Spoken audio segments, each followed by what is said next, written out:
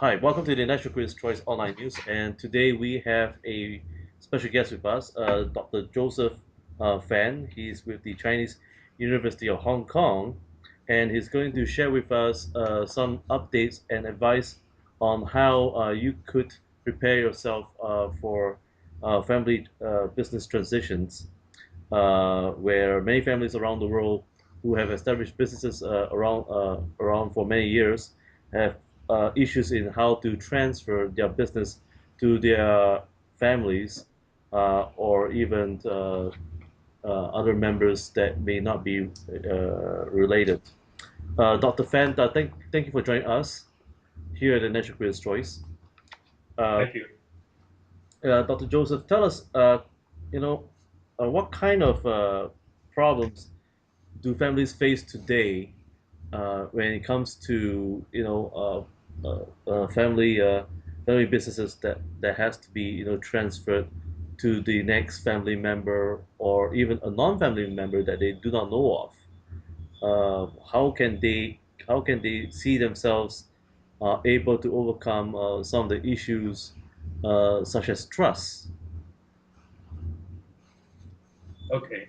Um, from our research, we are able to identify two classes of challenges that can threaten the long-term sustainability of a business family, both the family and the business.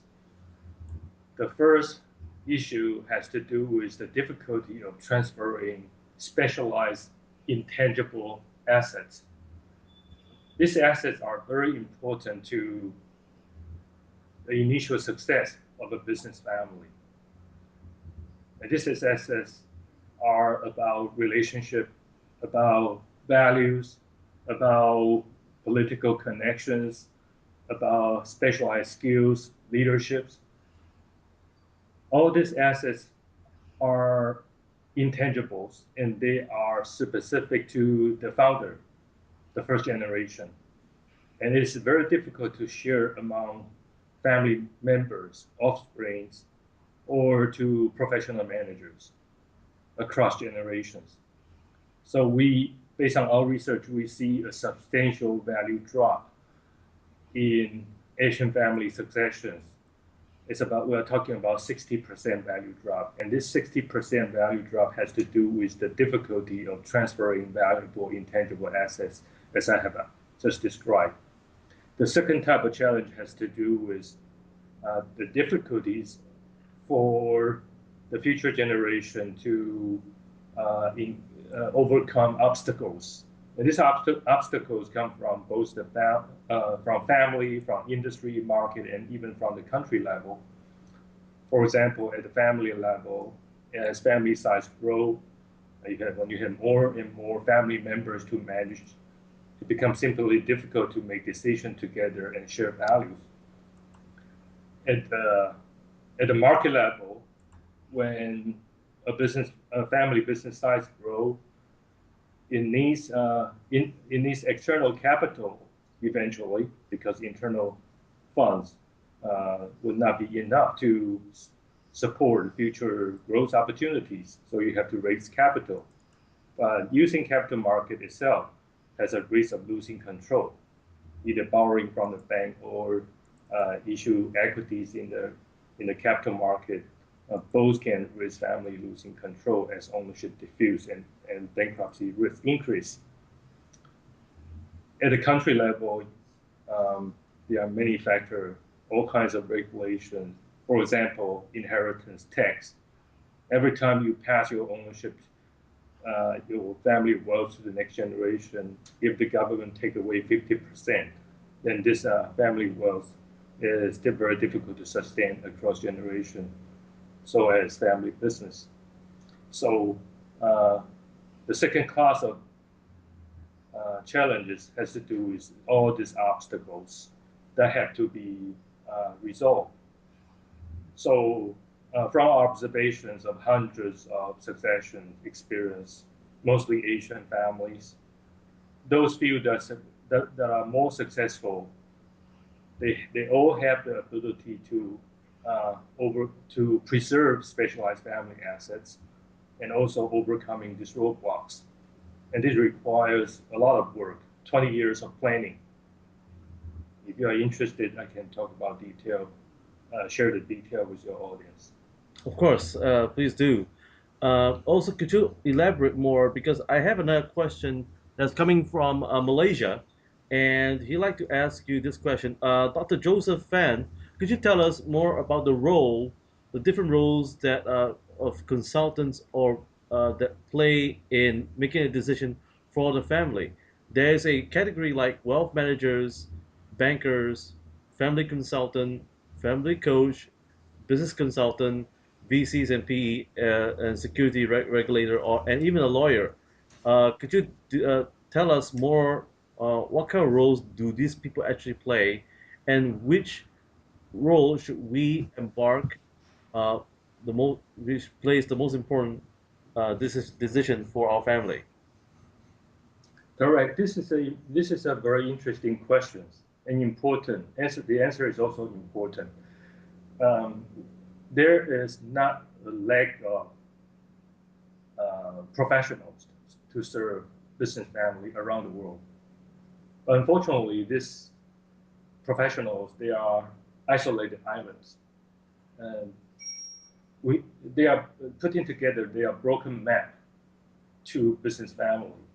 Each of these professionals provide specific services to business family. However, there's a lack of overall view, a roadmap to and lack of objective analysis to find out whether their services create additional value to the business family without being overwhelmed by its side effects.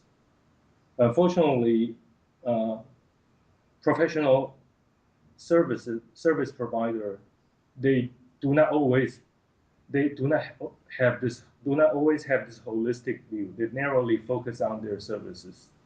And number two, they often have conflict of interest. They just want to sell, and whatever side effect the business family will encounter later on is none of their business. So because of this, um, any business family really needs to take charge of drawing their own long-term planning roadmap and knowing their business and family direction 20 years from now, and then plan out the details for themselves. And then once you have the map, you can subscribe to those specific to those services that is useful to your long-term planning uh, and controlling whatever side effect. For example, um, bankers may sell business family trust, right?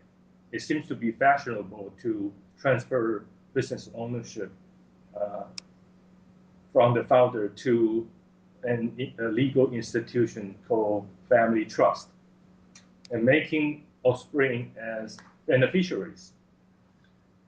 The goal of setting up this trust and to hold controlling ownership is to make sure ownership is concentrated within the trust without being diffused to many people, and as a result, losing control. And also to protect assets to prevent instances such as divorce, separation, uh, and so on, or bankruptcy that hurts the family wealth.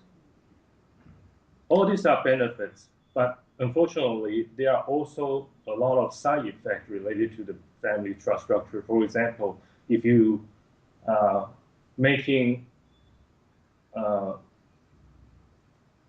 if a family member do not if family members do not have good relationship, and if you force them to be locked up in a trust, they there will be no exit, and the fight can be prolonged and eventually hurt both the business and the family. We already have many examples like that. So a precondition for having a trust, to prescribe a trust, is that you must have a family that share value, that know how to make decisions together on a long-term basis. Without these preconditions, no banker should prescribe family trust to a business family. Now, I have a question coming in from Cambodia, and that is Dr. Fan. Please tell us the value of family management. How important is it? And how do we go about trying to understand family management? Family management, a more professional term of calling family management is family governance. And it is about how family members harmonize their relationship. How do they share common values and visions? How do they follow a set of rules to reach their common goal? How do they make decisions together? And all this do not happen uh, miraculously. It has to it has to be a set of shareable rules that people respect, that people follow. For example, when family members cannot agree on a certain issue, how do they eventually make decisions? Do they vote? Do, Meaning, and there are many different ways of voting. Do they have equal vote, or the eldest has the most say, or do they throw a dice? Now, any decision mechanism could work. It depends on the family culture. But without this mechanism, without respecting this mechanism, the conflict cannot be resolved, and it would hurt the sustainability of the business family. So this is family governance. It's very basic and critically important. I have another question that's coming in from Indonesia. It says, dear Dr. Joseph Fan, can you tell us how do we, overcome fears and worries, family fears and worries over the, over the transfer of wealth and ownership? This is a common fear. This is a common issue across all business family around the world. Now, especially in Asian culture, Chinese culture, parents don't talk about death, successions. It seems to be a taboo. But in addition to a cultural issue, there's also a rational explanation for this, for avoiding talking about transitions. That is lack of planning. Most business family, they are so busy with their business and lack of time to think about long term. All they care is tomorrow, next week, and most next year. But if you want a busy person to think about what should happen to our family and business 20 years later, they will postpone it, right? Because they are so tied up with so many near-term things. So therefore, I would encourage uh, business family that hope to sustain their business and family on a long-term basis to really spend time to think about where they should go 20 years from now and what should be done in order to reach the 20 years goal. Um, Once you have a long-term planning, it becomes less of a taboo to talk about transition because it becomes your daily habit and people are open enough to share their ideas, to share their goal. It needs some time to practice. My experience of helping business families at least take 2 years of practice for family member to get use of this kind of long-term vision and talk about them. But it is possible. It is not impossible. And what sort of processes does it take to ease family worries? Well, family needs some instrument, needs some introduction into this long-term planning mode. Usually, I often see when the next generation grow up and when they are considering their career path, thinking about whether to return their business family, this is usually the starting point of the long-term planning. But unfortunately, next generation you usually do not have enough power or influence to persuade their elderly people, their parents, to slow down, to plan for the futures. So therefore, outside help is useful. For example, taking the whole family to join an education program, um, appointing a respectable and knowledgeable and neutral consultant to initiate the process, and the process initiation usually need some tools. For example, some family use family charter, family constitution as the tool to plan out their family governance, ownership design, and corporate governance.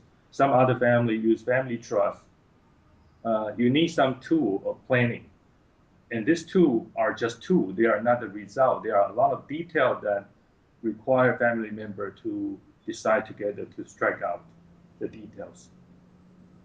I have a question from Thailand, and it says, Dr. Fan, how important is financial planning that should be part of the business planning for the family? Should it be integrated? It definitely should be an integrated part of the whole planning.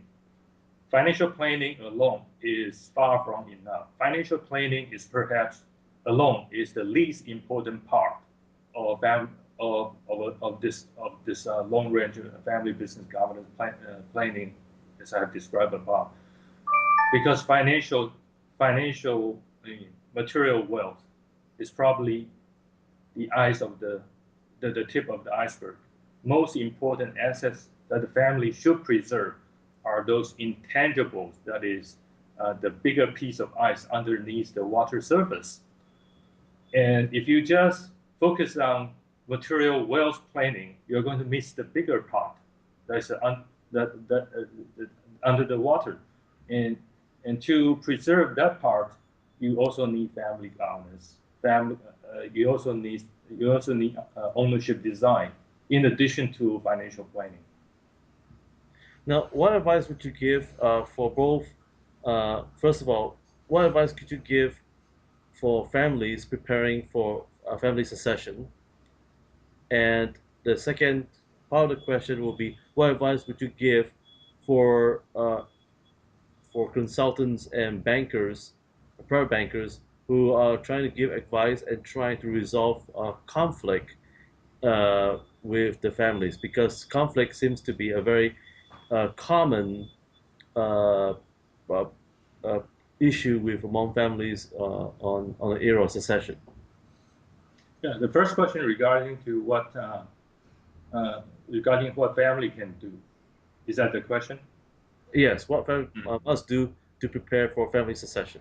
Okay. Again, the key is do it early.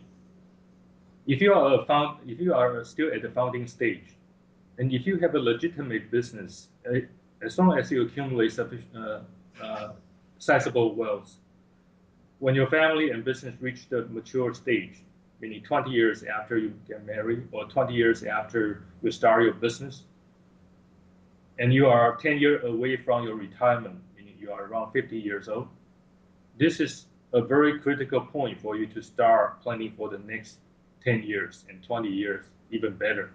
Okay, so even if you are 40 years old, you will have more time to do the planning, and you really need time. If you want to eat apple 20 years later, you have to grow apple tree now instead of a pine tree. So you really need to do it early. So do it early is really the most important thing.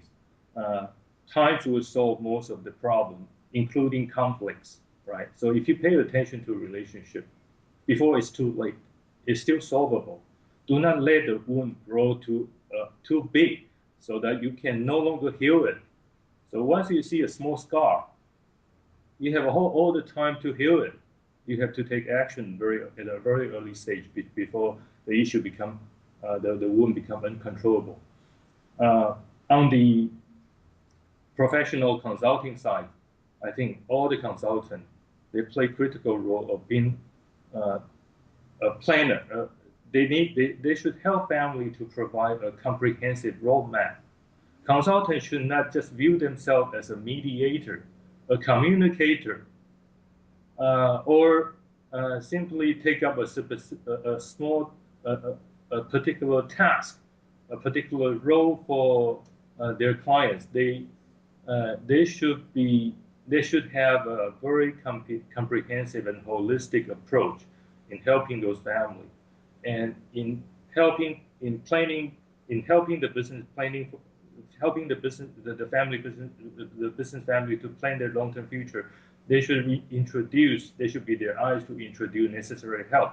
For example, if they are using family constitution as the tool to help family planning, at the beginning, they would have to, he or she would have to interview each family member, collect information, and make a plan. And this plan require decision by family members. And in the process, he or she may notice, the consultant may notice that there's potential uh, psychological issue between certain family members, or there is some relationship issues. And so at that time, before you can even move on, uh, maybe you can suggest to introduce mediator, introduce counselor to solve those issues along the line. And at a later stage, if the plan involves setting up a startup fund for non for family member to start their own business, they can introduce um, bankers to help them to do the finance, and so on and so forth. So consultant should we every business family need a consultant that has a holistic approach that is knowledgeable not only at the family side but also at the business side.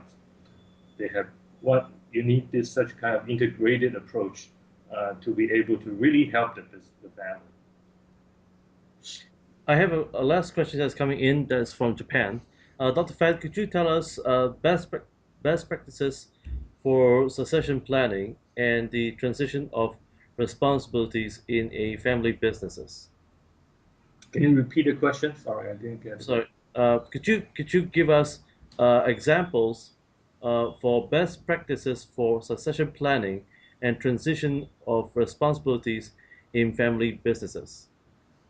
Okay, so I have already answered a related question earlier. That is, you Yes, need to do it early, like yes. 20 years as a patriarch. You need to do it 20 years before retirement.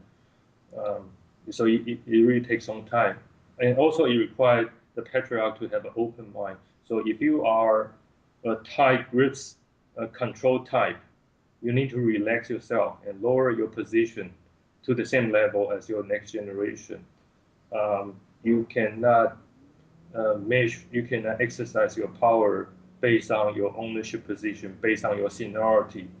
You need to lower yourself, prepare yourself at the at the equal level as other family members, allowing other family members to contribute their view and to share their personal concern, and play a role of moderating among this family member to make decision that is that is best for the family, not only the current generation but also the future generation as a whole. So the most important preparation, in addition of being early, is for the patriarch to really have a change of concept from a control type to a democratic to an open type. Without this kind of conceptual change, it is very difficult to proceed. And as a result, we'll see many patriarchs work until the day they die. They die on their desk, even though they want to enjoy life, but they could not, simply because they have exercised too much control and they were not able to change their concept. I think that's very important. Well, Dr. Joseph Fed, thank you for sharing with us here at the National Quiz Choice on family succession planning.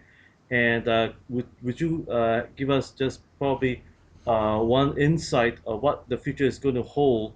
Will technologies and as well as consultations be becoming more innovative and more convenient for families to engage? What do you see in the future? Um, To be honest with you, I see the future is very challenging because we are facing a global economy. More it become the economy become more and more global. Business family face very complicated challenges in the new futures and a lot of uncertainty, especially in emerging markets such as Southeast Asia, China, and so on, Latin America. So we can clearly see more challenges.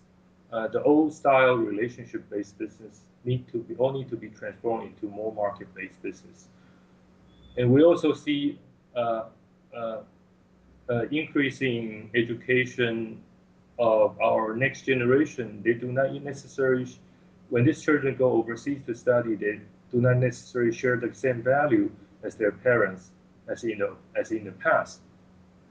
So how can our next generation come back to take up the responsibility and also overcoming the foreseeable challenges?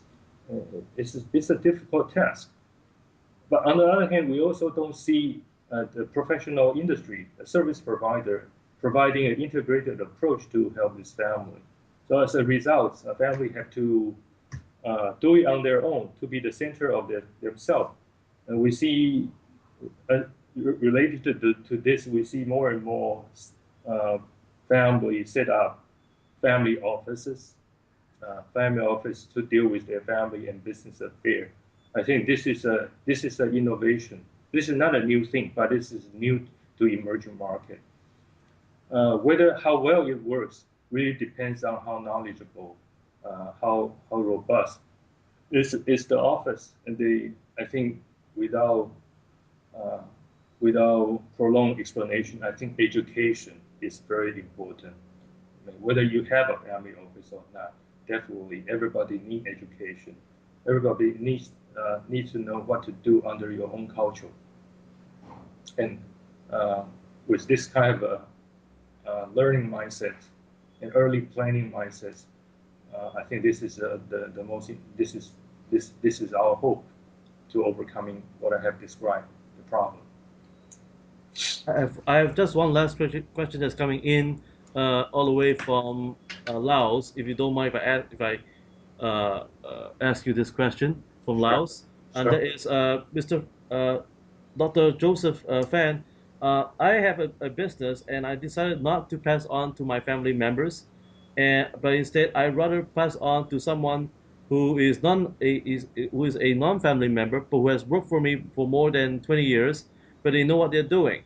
So is this the right path to go? And how should I resolve it with my families? Okay, whether this separating ownership and control of or management of the business is the right direction to go really depends on what I have just said. How how good is your family able to overcome obstacles? How good is your family to transfer and share critical intangibles, such as your relationship with the bank, your relationship with bureaucrats?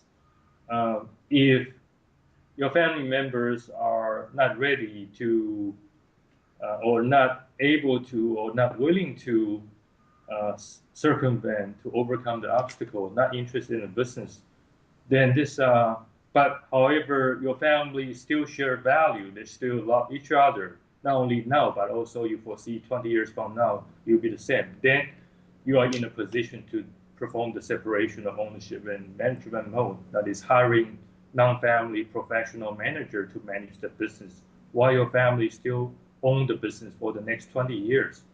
And then if you choose this direction, what you should do is to create a robust incentive system to harmonize the relationship between family owner and professional managers, making sure they work together and know how to promote and pay your non-family managers, uh, and also know how to monitor these non-family managers. Obviously, your sons and daughters, your future family owners, play a very important role. They should be responsible as effective monitor. Your board of directors should be carefully structured to include not only your family owners, but also some knowledgeable professionals and managers to make sure that the board uh, provide a robust function for monitoring and professional advice. Well, once again, Dr. Joseph Fan, thank you for sharing with us your insights on managing family businesses and transitions here at the National Critics' Choice. And once again, folks, thank you for sharing my time with me and with Dr. Fan. on this issue here in New York. Once again, Robin Steinberg, have a good week ahead. Thank you very much for this opportunity. Good luck.